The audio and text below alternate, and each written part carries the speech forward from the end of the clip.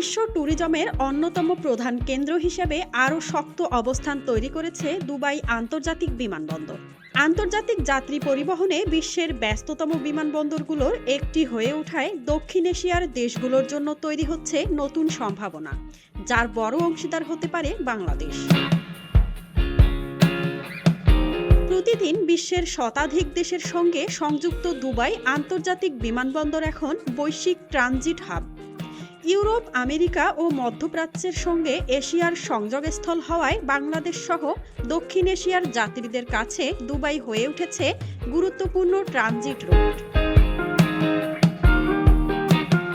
বাংলাদেশ থেকে প্রতি বছর লাখো মানুষ কর্মসংস্থান, পর্যটন ও চিকিৎসার উদ্দেশ্যে মধ্যপ্রাচ্য ও ইউরোপে যাতায়াত করেন। এক্ষেত্রে দুবাই বিমানবন্দরের সক্ষমতা বৃদ্ধির ফলে বাংলাদেশি যাত্রীদের জন্য কম সময়ের ট্রানজিট, উন্নত সেবা এবং ফ্লাইট অপশন বাড়ার সম্ভাবনা তৈরি হয়েছে।